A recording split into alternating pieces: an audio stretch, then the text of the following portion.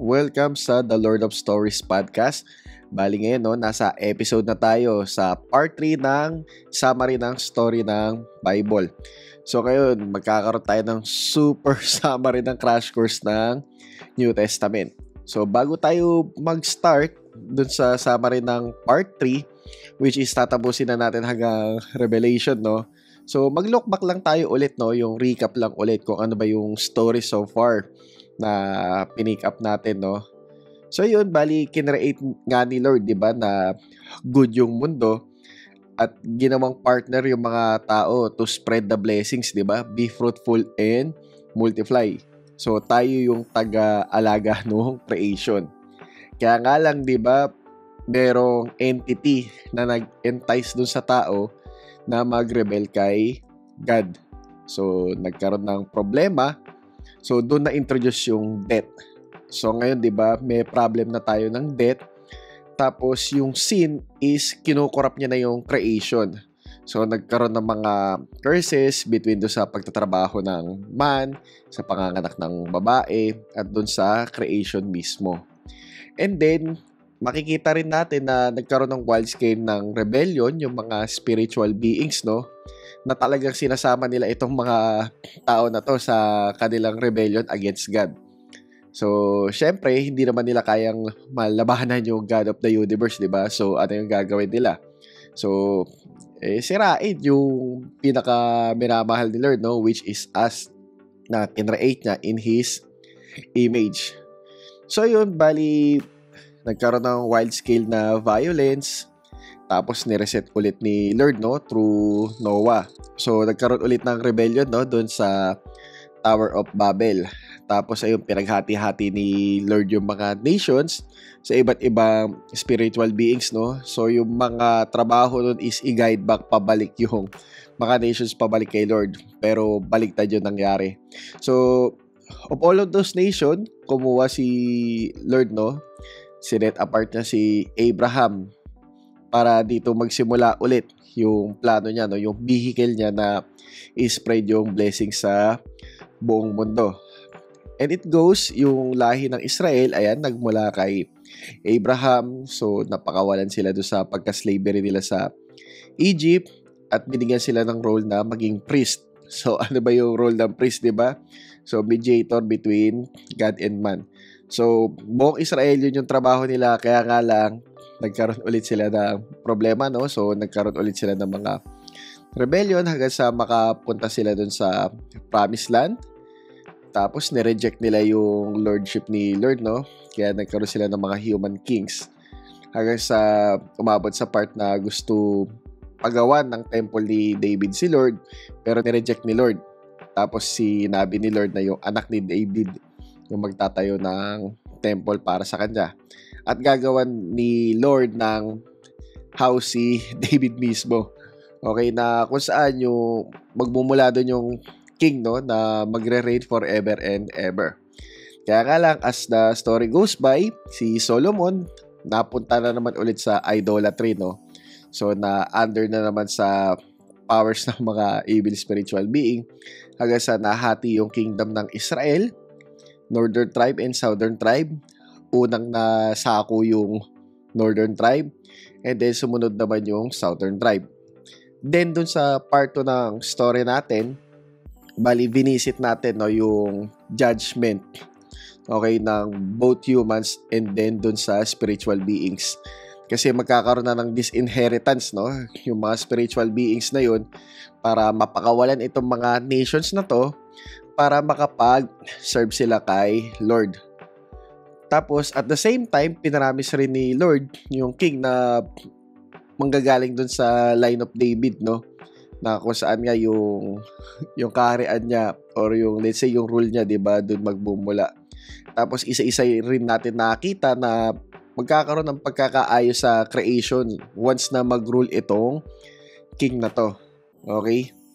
So, nakalimutan pala natin i-visit na merong promise ng new creation, dun sa Old Testament, na which i-pick up natin dito sa New Testament, na kung saan kailangan i-renew overall yung creation, which is mahalagang theme doon sa story ng Bible. So ngayon, basahin natin siya sa Isaiah 65, chapter 65, verse 17. So ito yung sabi ni Lord. Tingnan nyo, nagke-create ako ng bagong langit at bagong lupa. At ang dating mga nangyari, kakalimutan na, hindi na maaalala. Matuwa at magsaya kayo forever sa kinrate ko. Kasi tignan nyo, ako mismo gagawin kong masaya ang Jerusalem at ang mga tao dito tuwang-tuwa. Matutuwa ako sa Jerusalem at magiging masaya para sa bayan ko. Wala na dito maririnig na pag-iyak o pagluha ng lungkot. Di na magkakaroon dito ng baby na ilang araw lang ang buhay o isang matanda na hindi mabubuhay ng matagal.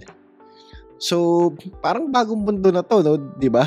So, kung saan natanggal na yung curses na bumalot dun sa creation.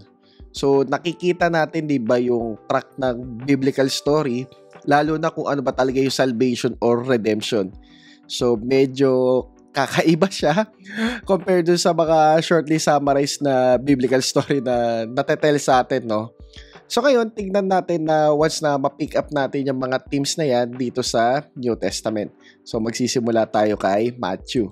So ayun, bali nabanggit natin yung mga problem, di ba? So isa sa mga motive ngayon is i-confront yung mga spiritual beings, no?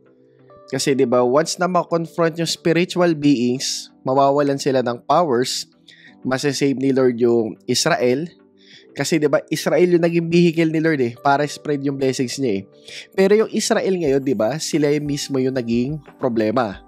So ngayon, kung aayusin yung problem ng Israel, so makakapag-function yung Israel kung ano ba dapat siya, na kung saan 'di ba, magiging blessing sila sa buong mundo. At lahat ng tao makakapag-function sa intended design nila. Okay? Pero at the first place, kailangan mo na i-defeat yung mga third party na nandun sa story, di ba? Which is yung mga divine rebellion ng spiritual beings. At isa-isa natin makikita na maa-undo yung mga curses, lalo na yung death. Kasi di ba yung isa sa mga pinaka main central, di ba, na story do sa New Testament is yung death and resurrection ni Jesus Christ. So ayan, nagsimula si Matthew, di ba? Ito ang listahan ng mga ancestors ni Jesus Christ, or mas maganda, no, gagamitin ko na lang yung term na Jesus the Messiah para mas may diin yung Messiah, kasi ang hinihintay talaga ng mga tao is yung Messiah na pinaramis ni God, di ba, do sa people niya. Nagaling sa pamilya ni David, nagaling naman sa pamilya ni Abraham. Katulad nung nasa episode 2 natin, 'di ba, in-stress out natin na dapat kahit papaano aware tayo do sa nangyayari do sa Old Testament, 'di ba? Once na magbasa tayo ng New Testament. So, alam natin bakit na banggit yung pamilya ngayon ni David, kasi nga 'di ba, nag-promise si Lord dun kay David na mayroong hari na manggagaling do sa linya niya, na kung saan yung rule nito walang katapusan, 'di ba? At the same time, 'di ba, sinabi ni Lord na yung blessings, 'di ba, manggagaling kay Abraham para dun sa buong mundo. So, ito na yung fulfillment, no, o sa katuparan ng pinramis ni Lord kala Abraham at David. So, katulad nga ng sabi natin, yung takbo ng story, kailangan mo nang ayusin yung Israel, okay, para magampanan ni Israel kung ano ba dapat siya. At the same time, ayun, para mag-gather din lahat ng tao sa buong mundo, no? Para makapag-function sila kung ano ba talaga yung nakadesign para sa kanila. So, ngayon, check natin yan sa Matthew 1:21. So, ayan, di ba? Magkakaanak siya ng isang batang lalaki at Jesus ang ipapangalan mo sa kanya, dahil ililigtas niya sa kasalanan ang mga kababayan niya. So, yung meaning dyan ng mga kababayan niya is yung people of Israel, no? Kasi nga, diba, kung hindi mo ayusin yung problem ng Israel, edi hindi magpuput forward yung balak ni Lord para sa buong mundo. Kaya kailangan mo na ayusin yung problem ng Israel para maayos yung buong mundo. Okay, so dun magmumula yung salvation ni Lord. At the same time, syempre, once na maayos yung Israel, magiging good yun para sa mga Gentiles na katulad natin. So, kasi nga, di ba, may part dun sa story na kung saan tayo papasok once na maligtas ni Lord Jesus Christ yung mga Israel sa sin nila or sa kasalanan nila. So, check natin yan sa Luke 2:22. Okay. So, ito yung time na dinala ng mag-asawa, no, sila Mary at Joseph, si Jesus Christ, no, doon sa temple sa Jerusalem para i-dedicate. So, pagdating ng araw para gawin ang ritual ng paglilinis, ayon sa law ni Moses, dinala ni Mary at Joseph ang baby sa Jerusalem para iharap siya sa Panginoon. Sabi nga sa batas ng Panginoon, dapat i-dedicate sa Panginoon ang lahat ng panganay na lalaki. At nag-alay din sila ayon sa law, isang pares ng kalapati o 2 batang pigeon. So, nung time na yun, may isang lalaki sa Jerusalem, si Simeon. Matuwid siya at may takot sa Diyos. Hinihintay niya ang kaligtasan ng Israel at nasa kanya ang Holy Spirit. So, ayan hinihintay niya yung salvation ng Israel.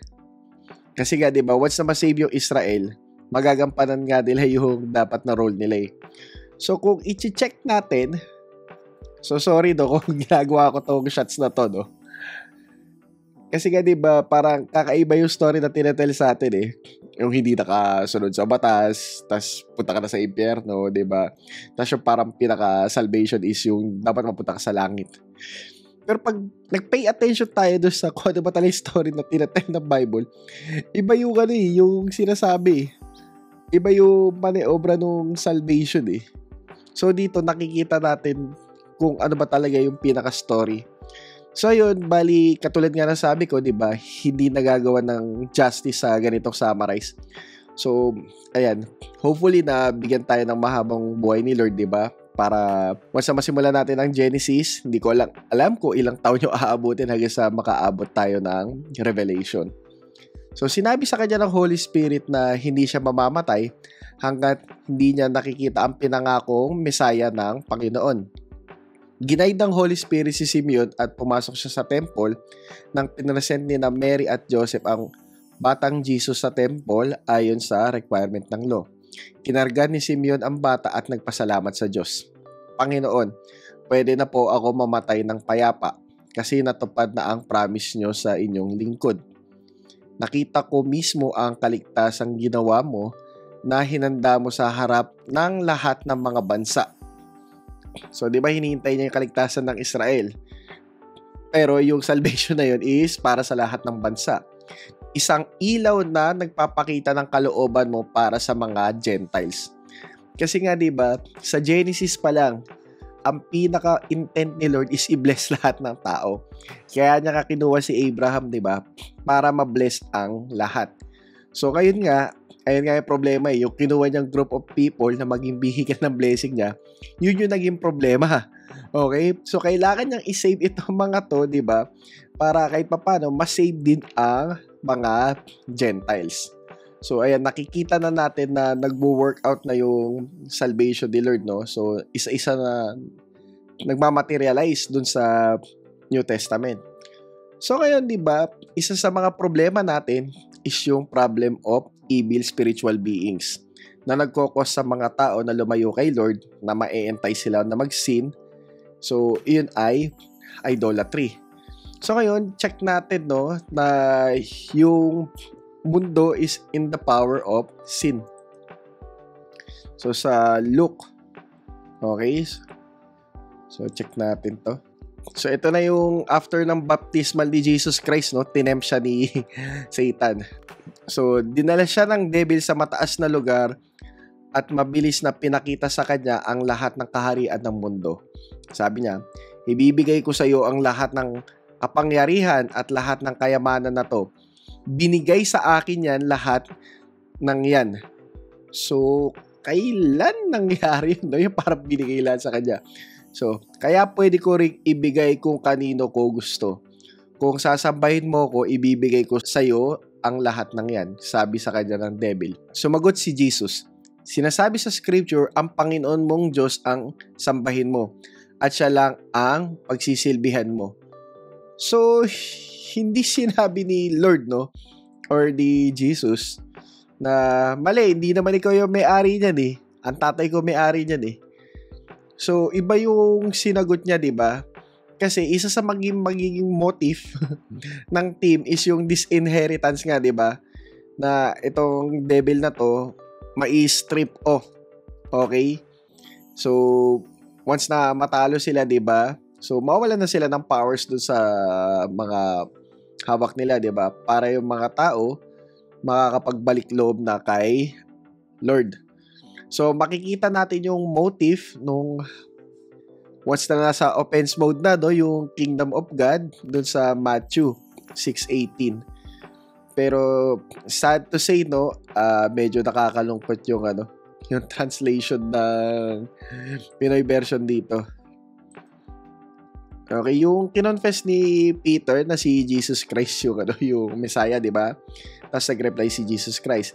Sinasabi ko sa iyo, ikaw Peter, ayan, at itatayo ko sa ibabaw ng bato na ito ang aking church. Or yung called out ones. At hindi magtatagumpay laban sa kanya ang kapangyarihan ng kamatayan. Yan yung term na the gates of hell. So, bali, ang translation principle kasi ng Pinoy version is more on meaning based. So, check lang natin sa isang mga Bible natin yung English rendering nito. Okay, so dito nasa Logos Bible software tayo. So, palakihin lang natin to, no, yung font style niya. Tapos punta tayo sa Matthew 16:18. Okay, so ito na siya. And also I say to you that you are Peter, and on this rock I will build my church, and the gates of Hades will not overpower it. So, ano ba yung gate, di ba? So, hindi dito sa phrase na to, hindi naman yung church yung inaatake. Kumbaga yung inaatake yung gates of Hades eh. So, may gates of Hades, tapos on coming through yung Kingdom of God. Okay? So, yung gates of Hades na yun, walang magagawa yun dun sa pag-expand ng Kingdom of God. So, more likely, naka-attack mode ang Kingdom of God. So, bali, naka-meaning base kasi ang yung Pinoy version eh. So, yung Hades, no, place of the dead siya.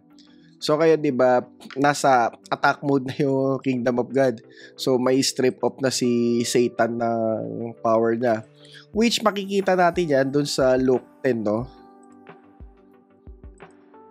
So, nasa kanya daw, di ba? Tapos, ibibigay niya daw kaya kung i-worship lang siya. No, nako, matatanggal sa iyo yan by the power of God. Okay? So, sobrang saya ng 72 disciples nung bumalik sila. So, ito yung pinadala ni Lord yung 72 disciples, tas bumalik na sila para mag-report.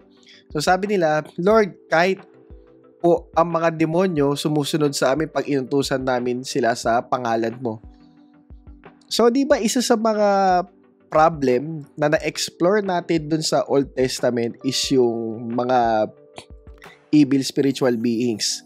So, ngayon, di ba, yung Kingdom of God nasa attack mode na ngayon, na kung saan, di ba, isa-isa na sinusolusyonan yung mga problemang nailathala natin doon sa Old Testament. So, once na matanggal natin kasi yung problem of evil na yan, yung evil spirit na yan, di ba, makakapag-freely worship yung mga tao, makakabalik sila doon sa the God of the universe, which is yung the God of the Bible. So, ayan, di ba, sinabi ni Jesus sa kanila, nakita kong nahulog si Satan na parang kidlat mula sa langit. Binigyan ko kayo ng kapangyarihang tapakan ang mga ahas at mga scorpion at talunin ang lahat ng kapangyarihan ng kaaway. Hindi kayo masasaktan ng kahit ano. Pero huwag kayong magsaya dahil napasunod nyo ang mga masasamang spiritu. Magsaya kayo kasi nakasulat ang mga pangalan nyo sa langit. So nakikita natin, no, na merong ongoing spiritual battle na nangyayari. So, makikita rin natin mamaya yan doon sa mga epistles ni Paul, no, na even though hanggang ngayon meron nangyayari mga spiritual battle, yun nga lang minsan parang iba yung depiction natin kung paano nangyayari yung spiritual battle eh. So, kahit pa paano ilagay natin sa sila dun sa context ng Bible, no? At kung paano ito nagmamanifest sa 21st century, let's say dito sa mundo natin. So, bali, ito yung nakikita nating story ng Bible, no? So, si Lord, tapos yung mga spiritual beings, tapos yung mga tao. So, nakakalungkot lang kasi kapag nape-present yung story ng Bible na parang it's between God tapos ang kalaban is yung humans. Okay? Parang sila yung pinaka-main antagonist eh. So, hindi ko makakailat na talagang problema naman tayo eh. Nagkakasala tayo eh. Nag-spread tayo ng violence eh. Or nag-iisip tayo ng mga masama kung ano. So, hindi ko rin sinasabi na perfect na ako ngayon. So, at the same time, keep carry the faith, walk on sa mga struggles, sa mga sufferings, sa mga challenges. Okay? Pero hindi lang naman it's between us and God eh. So, merong isa pang mga powers no, na kung saan ang goal nito is masira tayo at mahiwalay tayo sa Diyos. So, once na i-run natin yung pinaka-narrative na ng Lord of Stories, makikita natin itong mga tension na to. Okay? Para kahit papaano, di ba, once na i-retell natin yung biblical story, i-retell natin siya na kung ano ba talaga kung paano siya kinukwento ng buong Bible, hindi kung paano kinukwento ng mga systematic theology natin. Okay, so ayan, bali, nagkakaroon na ng judgment, di ba? At the same time, makikita rin natin itong motif na to sa John, no? So, sa John 12, okay, verse 30. So, ito na yung malapit na yung sa crucifixion niya. So, ayan. Pero sinabi ni Jesus sa kanila, hindi para sa akin yung boses na yun. Ito yung confirmation sa kanya ng Father, eh. Kundi para sa inyo. Oras na para hatulan ang mundong ito at palayasin din ang leader nito. Pag tinaas ako, ilalapit ko ang lahat ng tao sa akin. Sinabi niya dito kung paano siya mamamatay. So, yung sinasabing leader ng mundong ito, hindi yun yung Roman Empire. Kasi napako si Jesus Christ na matay, he rose again from the dead, pero hindi naman natanggal yung Roman Emperor. So, more likely, ang sinasabi dito is yung si Satan. Kasi nga, diba, nagkaroon sila ng confrontation dun sa Book of Luke. Sinasabi niya, siya daw yung may-ari. Ganun pala. Okay, binigay pala sa'yo So, time na para tanggalin ka dyan sa pwesto na yan. Pero kung yung tanong, no, kailan ba nabigay kay Satan yun para masabi niya binigay daw sa kanya yung mundo? So, yan yung i-uncover natin once na magsimula na tayo ng The Lord of Stories podcast. Yung talagang hindi na magsasummarize Okay. So, bali, itatrack natin yun. Tapos, isa-cite din natin yung mga sources natin with regards to sa study or let's say yung may mga tradition kasi minsan na nasa labas ng Bible pero magugulat ka na biglang minimension na lang sa Bible na dapat parang as first audience, di ba? Alam mo yun. Pero tayo kasi, mga Pilipino, okay, tapos nakalocate pa sa 21st century, di na natin alam yung mga context na yun, no? Kaya kahit papano, i-unpack natin yung mga yan. So, dito, nakikita na natin yung magiging disinheritance, no? Okay? So, once na makasatuparan na ni Jesus Christ yung kailangan niyang gawin. So, it turns out, kung paano natin siguro isipin, no, kung paano talunin ang kalaban, hindi ganun yung manner ni Jesus Christ. So, baliktad. Okay? So, through His sacrificial love, na namatay siya doon sa krus, di ba? Sinacrifice niya yung sarili niya, na kung saan itong mga evil spiritual beings na to, akala nila, natalo nila si Jesus Christ. Pero mali pala, okay? So, yung power of death, na kung saan lahat ay kinakatakutan natin, ayaw natin mamatay, syempre. Diba? Na-reverse ni Jesus Christ yun. So, diba, napako siya, namatay, after 3 days, he rose again. So, yun na yung moment na natalo niya yung mga kalaban. Pero, at the same time, tuloy pa rin yung laban na nangyayari. So, nabanggit naman sa Corinthians yan, no, which is babalikan natin mamaya. So, kung paano tinalo ni Jesus Christ yung mga kalaban, at para maligtas tayo sa kapangyarihan ng kasalanan, at para ma-forgive tayo sa mga sins na nagawa natin, is kakaiba, di ba? Sacrificial love. So ngayon, di ba, once na pumunta tayo doon sa Luke 24, di ba, ito yung sinabi ni Jesus Christ sa kanila. Kasi ito yung may dalawang manong, no, na naglalakad doon sa Emmaus, tas lungkot na lungkot sila. Kasi nga, di ba, akala nila si Jesus Christ na yung magpapa-overthrow ng Roman Empire, eh. Kasi meron silang kategory ng Messiah, na, which is Kingly Messiah, na magpapaliberate sa kanila doon sa oppression ng Roman Empire. So kasi 'di ba, naaalala nila yung sa mga ancestors nila nung panahon ni Pharaoh doon sa Egypt. Pero dito, yung inatake talaga ni Jesus Christ, 'di ba, is yung parang pinaka-problem ng sin, na which is yung mga powers na nanggagaling doon sa mga evil spiritual beings. Now, once na mapakawalan tayo doon, magagampanan na talaga natin kung ano ba dapat yung role natin. Okay?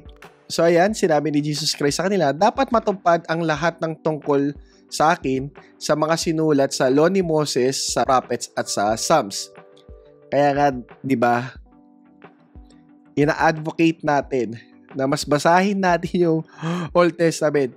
Kasi nga, di ba, ito yung sinabi ni Jesus Christ doon sa dalawang manong na naglalakad doon sa Emmaus.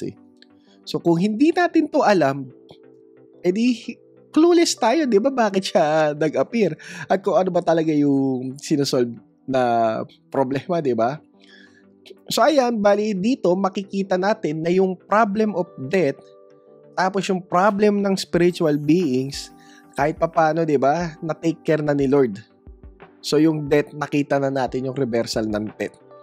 Pero as of now, ayun, meron pa rin ongoing battle na nangyayari dun sa evil spiritual beings and within us. Tapos matatapos yan sa end of the age. So ayan, binuksan niya ang mga isip nila para maintindihan nila ang scriptures. Sinabi niya sa kanila, ito ang nakasulat, kailangan magdusa at mamatay ng Messiah, ang Messiah, at mabubuhay siya ulit pagkatapos ng 3 araw. Sa pangalan niya, ipipreach ang pagsisisi at pagpapatawad ng mga kasalanan sa lahat ng bansa. So, kung titignan natin yung story ng Bible, di ba, parang at the first place, ang accountable talaga is yung Israel kasi talaga sila may close relationship, eh. Yung mga ibang nations, iba yung kilala nilang Diyos nila, no? Pero though, hindi naman limited si Lord lang sa Israel, nagkakaroon din siya ng mga revelation sa mga ibang tao, di ba? So ngayon, di ba, yung mga pinramis ni Lord, nakasatuparan na.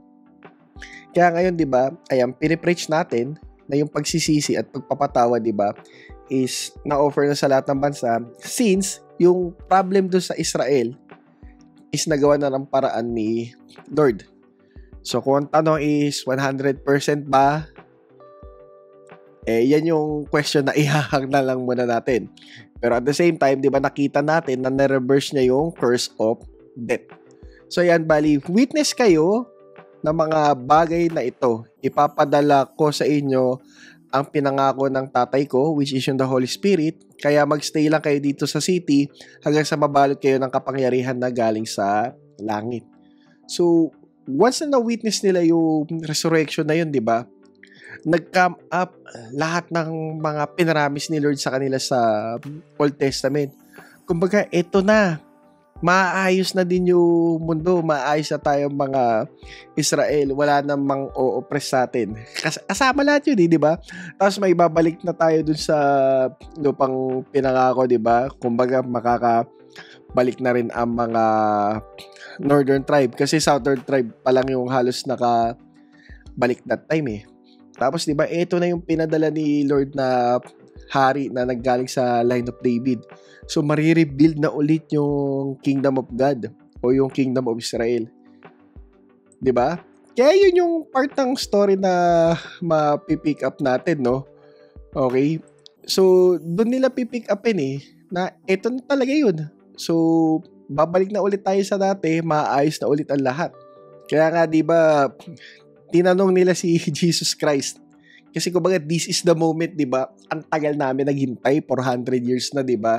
Nasa na yung pinangakong king ni Lord or yung magiging leader namin, di ba? Para maayos na lahat at maayos yung buong mundo. So, ito yung tanong niya. Nung magkasama-sama ang mga apostol at si Jesus, nagtanong sila, Lord, ibabalik nyo na po ba ang kaharian ng Israel? Di ba? Hindi nila tinanong, no, Lord, pupunta na ba tayo sa langit? Okay. Kasi 'di ba syempre ang ite-trace nating story at yung kukunin niya story is yung nanggaling doon sa Old Testament. So parang never naman talaga naging parang consistent na plot team yung kailangan natin makapunta ng langit. Okay? So iba yung plot team na nagraran as we read doon sa story. So ayan 'di ba? So, sinabi ni Jesus sa kanila, hindi nyo na kailangan pang malaman ang mga bagay na ang Ama lang ang nagde-decide. Pero tatanggap kayo ng kapangyarihan, which is yung nabasa natin kanina sa Luke 24, pagbaba ng Holy Spirit sa inyo, magiging witness ko kayo sa Jerusalem, sa buong Judea, sa Samaria, at sa lahat ng lugar sa mundo. So, pagkasabi niya ito, inakyat siya sa langit, nakatingin sa kanya ang mga disciples niya hanggang natakpan siya ng ulap. So, yun, bali, doon sa Old Testament, parang hindi naman sila kinocommand na umayo kayo at yan Pero more on, parang nakastay lang sila doon sa lugar na yun at magiging light sila. Pero hindi nga nila nagampanan yun Okay? Pero ngayon, ito, parang nagbago na yung plano, no? Okay. So, ngayon, ipipreach na nila lahat para mag-expand na yung kingdom of God. Kasi, di ba, like I said, simula nung nangyari yung cross, na disinherit na yung mga evil spirits. Kaya pwede na silang mag-go out at i-preach yung gospel, di ba? Kasi itong mga tao na to is pwede na sila, di ba, makapag-worship dun sa God of Israel dahil hindi na sila under sa powers ng mga iyon. So, dito sa Acts, makikita rin natin yung reversal na nangyari dun sa Babylon or dun sa Tower of Babel. Kasi 'di ba nahati sila tapos maraming language. So dito makikita natin kahit maraming language, nakakapag-communicate sila sa isa't isa. So check natin 'to sa Acts 2:5. Okay, so may mga religious Jews na nakatira sa Jerusalem galing sa iba't ibang bansa sa mundo. Nagdatingan ang mga maraming tao nang marinig nila ang ingay. Na-excite sila kasi nagsasalita ang mga disciples sa mga language nila. Namangha sila at nag-isip, di ba taga-Galilee silang lahat? Pero ba't nakakapagsalita sila ng language natin? Meron sa ating mga taga-Parthia, Media at Elam, meron din taga-Mesopotamia, Judea, Cappadocia, Pontus at Asia. Yung iba taga-Pergia, Pamphylia, Egypt at mga parte ng Libya na malapit sa Cyrene. So, di ba yung Day of Pentecost, na kung saan maraming pumunta pero iba-iba yung language nila at nabigyan ng power yung mga disciples na makapag-speak ng iba't ibang language para maging unison sila na naiintindihan nila yung isa't isa, naiintindihan nila yung message ng gospel. Okay? So, naando na yung isa-isa yung mga curses. Hanggang sa yun, pupunta si Paul sa senaryo ng storya at siya yung magiging tagapagdala ng magandang balita dun sa mga Gentiles. Hanggang sa, ayun, we wait for the time na babalik si Jesus Christ at once for all iset niya yung things right at mawawala na yung lahat ng mga curses at katulad nung sinabi ni Lord dun sa Book of Exodus, di ba? Yung maninirahan siya yung kasamang tao ay mangyayari ulit. At syempre, yung paninirahan ng Diyos kasama ang tao, na-explore naman yun sa dyan. Diba, sabi nga, and the word became flesh and dwelt among us. Okay, so ngayon, tingnan natin yung mga paglulook back doon sa mga nangyari doon sa crucifixion ni Jesus Christ, na kung saan i-stress out natin na itong mga evil spiritual beings na to is natalo through death and resurrection of Jesus Christ. Okay, so check natin do sa 1 Corinthians So 2:8. So medyo mahirap malaman na spiritual beings yung minimin nila dito, no? Pero mamaya, i-unpack natin yan. Okay? So, hindi alam ng mga spiritual beings na yun yung parang pinakaplano ni Lord, no? Or ni Yahweh para matalo sila. Kasi nga, di ba, kung alam nila, hindi nila gagawin yun. So, dito sa verse 8, hindi to naiintindihan ng mga leader ng mundong ito. Pero yung mean nila dito is yung mga spiritual beings, no, na allotted, okay, doon sa iba't ibang nations. Kasi kung naiintindihan nila, hindi sana nila pinako sa krus ang Panginoon ng kalwatian. Kasi nga, di ba, yun yung magpapadisinherit sa kanila eh. So, dun sila matatalo. So, kung alam lang nila yun, di ba, hindi nila gagawin iyon. So, makikita rin natin yan dun sa Colossians 2:15. Okay, at dun sa krus, tinalo ni Christ or ng Messiah ang mga spiritong namumuno at may kapangyarihan sa mundo. Pinarada ni Messiah in public ang mga ito na parang mga bihag para ipakita na siya ang panalo. So, sa mata natin, ginugulpi siya, di ba? Tinusok pa yung tagiliran. So, mukhang talo, pero actually, baliktad yung nangyayari. So, yun yung time na natatalo itong mga evil spiritual beings na to, no? At nagkakaroon na sila ng disinheritance. Para tayo mga Gentiles, na kung saan malayo pa, di ba? At dumating rin ang gospel sa atin, makikilala rin natin ang Lord of the Universe para mapagsilbihan natin ito. Diba? At mabago tayo step by step. So, check rin natin yung sa Hebrews. Since tao yung mga sinasabing anak niya, naging tao din si Jesus kagaya nila. Ginawa niya yun para pag namatay siya, mawawasak niya ang devil na may kapangyarihang pumatay. Sa ganitong paraan niya pinalaya yung mga naging alipin sa buong buhay nila dahil sa takot nilang mamatay. Okay, di ba? So, dito natin nakikita na yung krus is yung means para matalo itong mga spiritual beings na to. At the same time, para mapatawad rin tayo sa mga kasalanang nagawa natin. So, kunin natin yung buong picture, hindi yung one-sided lang na parang tayo mga tao yung kalaban, no? All throughout. Tapos deserve mo yung hell, pasalamat ka kay Jesus Christ, di ba? Nang dahil sa kanya, imbis na ikaw dapat yung makatamo nung pagdurusa na yun, di ba? Siya yung nagtamo. Tapos, ayun, na double down yung role sa mga evil spiritual beings. So, bali nangyayari sa cross, di ba? At the same time, ayan, yung mga spiritual beings na yan, no? Tinatalo ni Lord. Tapos, ayan, magiging forgiveness of sin natin. Tsaka yung isa sa mga pinakadahilan, di ba, bakit nagpakita si Lord? Kasi nga, di ba, nakita naman natin yung pinaka-plot conflict do sa story is yung serpent Di ba, ika-crush nga daw ng seed ng woman yung head ng serpent. So, ayan, di ba, ang taong patuloy pa rin sa pagkakasala ay pag-aari ng devil. Kasi sa simula pa lang, nagkasala na ang devil. Dahil dito, dumating ang anak ng Diyos para sirain ang mga gawa ng devil. So, yun yung pinaka-reason, di ba, why Jesus Christ appeared. Para sirain yung works ng powers, para mapakawalan tayo sa power ng sin, para hindi na tayo nagsisin parate.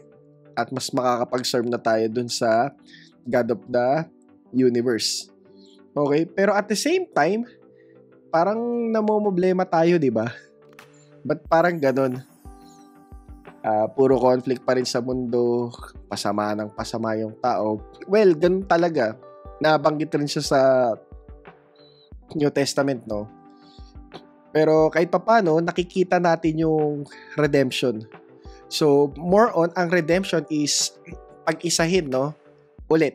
So, di ba, nandun tayo sa Garden of Eden, nandito sa mundo, napalayas tayo, tapos nawala yung presence ng Garden of Eden. So, ang pinakakailangan ngayon is magkaroon ulit ng merging. Okay? So, which is, makikita natin yung sa Colossians.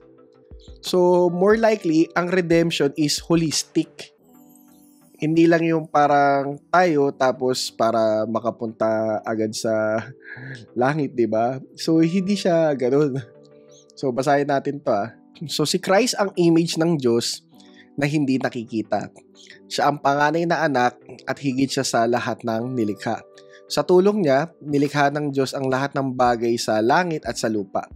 Yung mga nakikita at hindi nakikita. Kasama na dito yung mga spiritual powers, mga nagahari, mga leaders at mga authorities. Sa tulong ni Christ at para sa Kanya, kinreate ng Diyos ang buong universe. Nauna si Christ sa lahat. At dahil sa Kanya, nasa tamang ayos ang lahat ng bagay. Siya ang ulo ng church at ang church ang katawan niya. Sa Kanya nagsimula ang lahat at siya ang panganay na binuhay mula sa mga patay. Siya yung first na na-resurrect na meron ng ibang katawan. So, new body. Pero yun pa rin yung body niya. Para siya maging una sa lahat ng bagay. So, desisyon ng Diyos na ang buong pagka-Diyos niya ay nasa anak. Dahil sa anak, nagdesisyon ang Diyos na ipagkasundo sa sarili niya ang buong universe. Nakipag-ayos ang Diyos na magbuwis ng dugo ang anak niya sa krus. At dahil dito, naibalik ng Diyos ang lahat ng bagay sa sarili niya, lahat ng nasa lupa at nasa langit. So, nakita niyo yung ganda nung ginawa ni Jesus Christ, di ba? So, reconciliation nung unseen realm, nung heaven at nung earth. So, ito yung hinihintay natin na 100% sa end of the age. So, it's not being about us na napupunta sa langit, no? Hindi. Kinreate ni Lord yung mundo, yung universe. So, siya yung pinakahari dito. So, merong isang tag na spiritual being na gustong sirain itong creation niya. So, papayag ba siya na, ay, hindi, punta na lang tayo doon sa ganitong lugar. Hayaan mo na siya mag-ano dyan. Yung ba yung tamang resolution sa story? Pero as we see, na at the end of the road, yung paghahari pa rin ni Lord yung mag-go-govern dito sa universe. So, lahat ng mga curses, mare-reverse, matatanggal lahat ng mga problema. So, yung pinaka-salvation at redemption is yung reconciliation ulit ng heaven at ng earth. So, ngayon, di ba, habang nandito tayo sa state na to, aminin natin minsan napapaisip tayo or parang meron pa ba talagang hope? Ang sad thing kasi minsan later na lang natin mawi-witness. So sa story ni Lord, no, we pass by for a moment, pero darating rin yung time na makakabalik tayo, di ba? Once na i-resurrect tayong lahat at aayusin na yung lahat. So pwede mangyari in our lifetime, hindi natin ma-witness yung second coming, di ba? Yung tipo, ganito pa tayo, tapos ma-witness natin. Or baka ma-witness na lang natin yung second coming na tipong i-resurrect na lang tayo, tapos ayun, nagbalik na ulit si Lord. Aayusin niya na lahat, di ba? So yun, may part na mahirap, di ba? So lahat, tawag dito yung, alam mo yung hope palong-palo ka doon sa hope pero at the same time, di ba, hindi mo maalis na yung challenges sa buhay, masakit. Sana magbalik na si Lord, di ba, para ayusin niya na lahat. So dito natin makikita, di ba? So para sa akin, hindi pwedeng i-compare ang paghihirap na nararanasan natin ngayon sa karangalan na ipapakita sa atin. Excited na naghihintay ang buong creation sa oras na i-reveal ng Diyos ang mga anak niya. So naghihintay yung buong creation, di ba, na i-reveal ni Lord kung sino ba yung mga anak niya. Kasi nga, di ba, as per Genesis, once na maayos na yung lahat, di ba, magagampanan na natin yung dapat gawin natin So na maging caretaker ng creation, di ba, para spread yung blessing lahat. So mag-flourish lahat ng buhay dito sa buong creation. So pinarusahan kasi ang creation at nasira ang purpose nito nang dahil nga dun sa sin. Nagkaroon ng curse, di ba? Hindi dahil gusto nito, pero dahil pinayagan ito ng Diyos. Pero may pag-asa pa. Dadating ang araw na papalayain ang creation kaya hindi na ito mabubulok. At magiging malaya at marangal din ito kasama ng anak ng mga Diyos. So yun yung new creation, di ba? Na hindi parang parang gagawa ng out from nothing. So more on tinanggal yung mga curse na nagpapabulok dun sa creation. So alam natin na hanggang sa time na ito, dumadaing ang buong creation sa sobrang sakit na parang babaeng nagle-labor na malapit ng manganak. So isipin nyo na lang kung may kasalanan tayo sa environment, napakarami. So bilang image of God, ayun, tingin ko at times, hindi natin natatake care ng tama yung creation na binigay sa atin ni Lord, no, na para i-manage. Pero hindi lang ang creation ang dumadaing, kundi tayo din na mga tumatanggap ng Spiritu. Na pinakauna sa mga binigay sa atin ng Diyos, dumadaing din ang kalooban natin habang hinihintay natin tayong mga anak ng Diyos at palayain ang buong pagkatao natin. Niligtas tayo dahil sa pag-asang ito, pero kung nakikita natin ang inaasahan natin, hindi na yun pag-asa. Sino ba sa atin ang umaasa sa nakita na? Pero kung umaasa tayo sa hindi pa natin nakikita, matyaga natin yung hinihintay. So yun nga, 'di ba? Hindi comparable kung ano yung meron dun sa future sabi nga ni Paul, 'di ba? So ito, kahit papaano, 'di ba, may assurance tayo kasi nga tutuparin ni Lord lahat ng mga promise niya. So bali, more on ang track ng redemption is ayusin yung creation, maging new creation ulit. Na kung saan magkaisa yung nasa langit at nasa lupa. So, ibang story, di ba? Compared dun sa mga normal na pinapasa sa atin. So, itong new creation na to, ayan, makikita natin yan sa 2 Peter. So, ito yung team nung redemption talaga is yung new creation.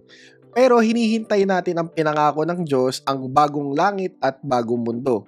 Maghahari doon ang katwiran ng Diyos. So, pinick up niya to doon sa Isaiah 65 verse 17. Na yung track nga ng creation is para doon sa new heavens and new earth. Pero yun, for the moment, nag-i-struggle tayo sa mga spiritual battles, no? Na which is nabanggit naman doon sa Book of Ephesians. Hindi mga tao ang kalaban natin, kundi mga masasamang spirito. Yung mga leaders, yung mga kapangyarihan, at mga pinuno ng kadiliman sa spiritual na mundo. Kaya isuot ninyo ang mga kompletong armor ng Diyos para pag dumating ang time na umatake ang kasamaan, malalabanan yun. At pagkatapos nyo makipaglaban ng todo, nakatayo pa rin kayo. So, di ba yan, nagbanggit na naman yung mga term na leaders, kasi may kapangyarihan, tas may mga pinuno, di ba? So, more likely kasi sa New Testament, short parang short term nila sa spiritual beings, di ba? Pero kapag hindi mo alam yung pala yung context, tas binasa mo, baka isipin mo yung mga leader na tao dito, di ba? So, yun, Ephesians na yan, So, ibig sabihin, di ba, kahit natalo na ni Lord, mga hindi pa nagpapatalo tong mga to, Pero darating yung araw na kung saan matatagpuan din nila yung katapusan nila. So na makikita natin yun sa Corinthians, 'di ba? So ito. So pero sa time na bubuhayin ang bawat isa, may order din na susundin. Si Christ ang pinakauna sa lahat, so siya yung nagkaroon ng unang body. Pagbalik niya, bubuhayin naman ang mga taong sumusunod sa kanya. Tapos noon, end of the world na. Pag binigay na ni Christ ang kaharian sa Diyos Ama, after niyang talunin lahat ng mga naghahari, mga authorities at mga kapangyarihan, kasi kailangan maghari si Christ hanggang matalo at mapasuko ng Diyos ang lahat ng mga kaaway. Kamatayan ang huling kaaway na wawasakin. Sinasabi sa scripture, nilagay ng Diyos ang lahat sa ilalim ng kapangyarihan niya. Pero dun sa phrase ng lahat ng bagay, malinaw naman na hindi kasali dun ang Diyos na naglagay ng lahat ng bagay sa ilalim ng kapangyarihan ni Christ. At pag nalagay na lahat sa ilalim ng kapangyarihan ni Christ, siya mismo ang anak ang maglalagay sa sarili niya sa ilalim ng kapangyarihan ng Diyos na naglagay sa lahat ng bagay sa ilalim ng kapangyarihan ng anak. Tapos maghahari ang Diyos sa lahat-lahat. So yun, diba? Ibig sabihin may ongoing battle pa talaga hanggang sa maayos na yung lahat at makakapamuhay na ng matiwasay, ang mga tao kasama ang Diyos. Which makikita natin yun sa pinaka-final natin, sa Revelation. Okay, yung concept ulit ng new creation. So pagkatapos, nakita ko ang isang bagong langit at isang bagong mundo. Nawala na yung unang langit at unang mundo at wala na rin ang dagat. Nakita ko ang banal na city, yung bagong Jerusalem, bumababa ito mula sa langit galing sa Diyos, na parang isang bride na inayusan at ready nang harapin ang mapapangasawa niya.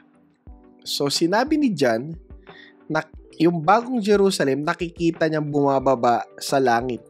So kung galing sa langit yung bagong Jerusalem, kung ipipaint lang natin ang picture, no?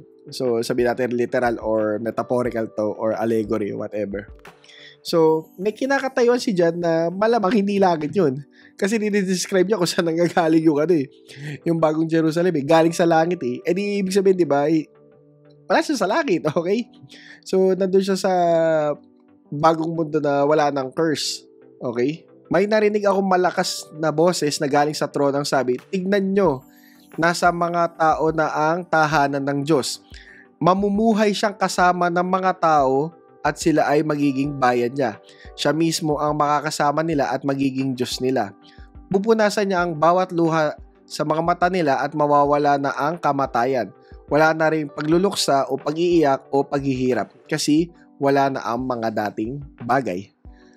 So, ito yung sinasabi natin mahalagang track sa Old Testament, di ba? Intent kasi talaga ni Lord, di ba, na mamuhay kasama yung mga tao. Kaya kala nagkakasala tayo eh. Kaya we separated from God. Delikado din sa sinful state natin na malapit tayo sa presence ni Lord. Baka mamatay tayo na lang ng kusa. Pero, ginawan ng paraan, di ba, ni Lord na maayos yung sitwasyon. By sending His Son, so sinacrifice niya yung buhay niya para matalo ang powers at para mapatawad tayo sa mga kasalanan na gawa natin. At para do sa end of the age, matatanggal na rin lahat ng mga curse, makakapamuhay tayo ng masagana kasama yung God of the Bible. Wala nang kamatayan, wala nang paghihirap, wala nang suffering. So ito yung story na tinetel ng Bible about redemption. Pero yun nga lang, sabi ko, hindi masyado mabibigyan ng justice kung summarize. Pero at least, dito sa 3-part na summary ng story ng Bible natin, nakita natin kung ano ba talaga yung kwentong tinetel ng Bible. Ano yung problema at nakita natin kung paano isa-isa ni-resolve yung problema. So dito sa part na to, wala nang evil spiritual beings kasi binato na lahat sila sa lake of fire. So as we see ourselves today, so may struggle, pero 2,000 years ago, napagtagumpayan na ni Lord yung laban. At hinihintay na lang natin yung pinaka-culmination. So, ito yung summary ng story ng Bible na masasabi ko na hindi driven by systematic theology. So, salamat sa pagsama sa akin. So, see you sa mga future episodes, no? Once na simulan natin ulit ito mula Genesis, ayan, tapos hanggang Revelation. Hindi ko lang alam kung ilang taon bago siya matapos. Pero yun, bago tayo pumunta doon, siguro gagawa lang ako ng ilang episode about sa paano natin sisimulan yun, paano magra-run yung program, yung mga hermeneutical question natin, anong mga resources yung gagamitin. At the same time, ayun nga, katulad na sabi ko, maggagawa ako ng parallel podcast para dun sa mga books na binabasa ko about biblical studies or hermeneutics. So, thank you kung nakabot kayo dito sa dulo, no? So, hope na bless kayo at makasama ko kayo sa mga future journey sa pag-alam natin kung ano ba talaga yung story ng Bible dito sa The Lord of Stories podcast. So, see you. God bless.